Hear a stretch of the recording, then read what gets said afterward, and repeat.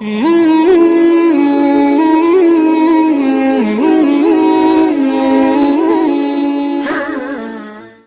kewajiban seseorang dari kami terhadap istrinya?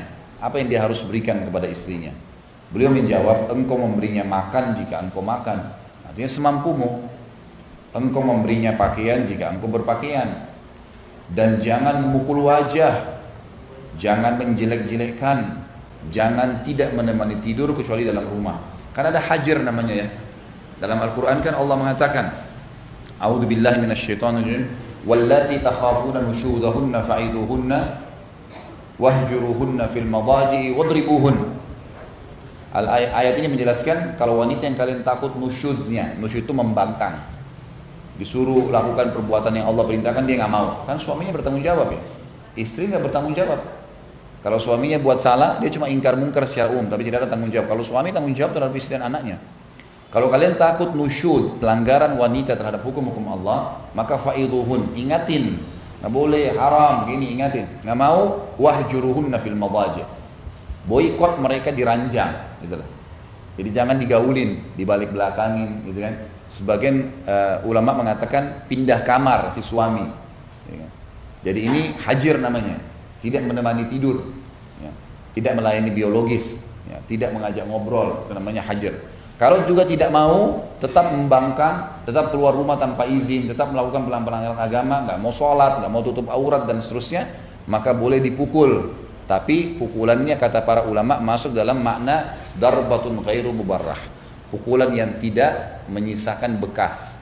Sebagian ulama memberikan contoh dengan mengambil kayu siwak yang dipukulkan ke tangannya, gitu kan? Mungkin pakai jari, kamu udah salah, gitu kan? Jadi bukan nampar, bukan nendang dan seterusnya. Ini luar biasa. Saya kaget ada sebagian istri sudah memar-memar di box seperti lagi main tinju. Kenapa nggak masuk di ring aja gitu kan? Sekalian kasih sarung tinju berantem deh gitu. Ini ngapain pukul-pukulan ini gitu kan? Ini semua dari syaitan. Ini karena ketidakfahaman terhadap agama. Ini nggak boleh. Orang kalau paham agama insya Allah jauh dari itu.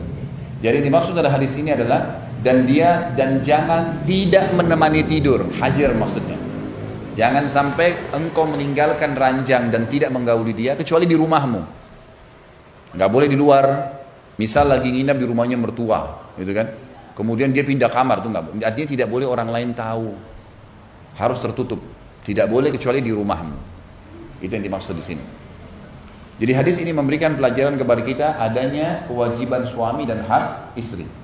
Kewajiban suami adalah yang pertama memberikan makan dan minum serta pakaian semampunya yang dia mampu. Kemudian juga yang kedua tidak boleh memukul wajah, tidak boleh menjelek-jelekkan. Yukabbah ini ngucapin kata-kata yang menghina, menjatuhkan, apalah. Kau memang dasarnya dari keluarga begini, naudzubillah, ini nggak boleh, gitu kan? Kau memang begini, kau memang begitu, oh memang masa lalu kamu begini, itu nggak. Termasuk selain jangan cemburu buta tadi yang saya berikan, juga jangan pernah menyebut-nyebut masa lalu, nggak perlu, nggak bisa. Sekarang ya sekarang, nggak boleh, gitu kan? Ada salah satu kakak ipar saya, kebetulan suami dia memang kerja di sebuah kantor yang masih bercampur baur, gitu kan? Memang suaminya masih umum lah, dan dia seorang pengacara, ya, dan punya banyak program-program. Bukan pengacara, dia kerja di sebuah media sosial yang ngumpulin data-data dari masyarakat, gitu kan. Ringkas cerita adalah, dia bilang, ini saya kalau datang ke acara, kebetulan dia cerita sama istri saya sampaikan kepada saya gitu. Dia bilang kalau lagi datang ke acara kantor, sering kali teman-teman kantornya suami saya ini godain saya. Dia bilang, oh kamu istrinya si fulan ya? Oh itu dulu mantan saya tuh. Kata teman-teman perempuannya si suaminya ini, gitu kan. Tapi perhatikan bagaimana bijaksana dia menjawab. Oh iya, itu kan dulu, sekarang suami saya. Selesai, gitu kan. Orang itu jadi nggak bisa ngomong. Tapi kalau orang salah nih, dia berbahaya nih. Dia pendam, pulang ke rumah, oh kau rupanya begini ya. Masa lalu mau diapain masa lalu? Orang dulu pernah lakukan. Umar bin Khattab dulu pemabuk, gitu kan. Tapi setelah sekarang lain. Lihat sekarangnya, bukan dulunya. Ini penting ya. Apa yang kita lihat depan mata kita, kalau ada orang baik depan mata kita nih, pasangan kita baik, lalu ada orang ceritain macam-macam, itu cerita dia, nggak usah terpengaruh. Depan mata saya ini kok, gitu kan? Ya udah ini saja. Karena dalam Islam hukumnya hukum zahir, yang kelihatan depan mata saja. Kita nggak perlu menghakimi yang lain. Ini penting ya. Baik, hadis ini memberikan pelajaran kepada kita bahwasanya laki-laki harus memberikan hak istrinya. Ini kewajiban dia. Pakaian, makanan dan seterusnya, dan saya sudah jelaskan pada pertemuan yang sebelumnya. Dan kalaupun dia menghukum, dia tidak boleh menghukum dengan memukul wajah atau menjelek-jelekan, termasuk menyebut-nyebutkan masa-masa lalu, kesalahan-kesalahan, dan kemudian juga tidak boleh menghajar, memboikot, diranjang kecuali di rumah. Pelajaran yang lain yang kita bisa ambil adalah bagaimana Nabi SAW dalam agama yang dibawa oleh beliau ini, yang mulia dari Allah SWT, menjaga keharmonisan rumah tangga. Sampai pada tingkat ibu-ibu sekalian, kalau ada suami istri bercerai dan jelas si istri ini tahu dia yang salah, suaminya bukan suka mukul, bukan kasar, bukan pemabuk, lalu kemudian terbawa perasaan, dia minta cerai, suaminya juga emosi, ceraikan. Maka di masa iddah, kalau si istri yang salah, 3 bulan menunggu masa haid itu justru dianjurkan dalam semua buku fikih kita di 4 madhab, agar berdandan, menata rumah, memperbaiki kesalahannya, nggak keluar dari rumahnya.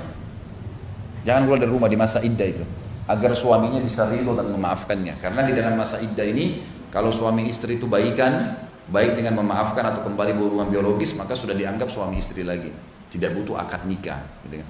Tapi kalau sudah lewat dari 3 bulan, 3 kali masa haid, maka harus akad nikah baru. Akad nikah baru pakai wali lagi, seperti nikah baru, 2 saksi, mahar dan seterusnya. Kalau sudah lewat masa iddah, misal sudah cerai setahun misalnya kan. Nah, tapi kalau enggak dalam masa iddah, maka itu bisa kembali kapan saja tanpa anda akad nikah. Ini satu hukum juga yang berhubungan dengan tadi. Jadi saking pentingnya untuk menjaga keharmonisan rumah tangga. Lapangkan dada kita, ibu-ibu sekalian. Kalau ibu salah, jangan segan mengatakan maafin saya.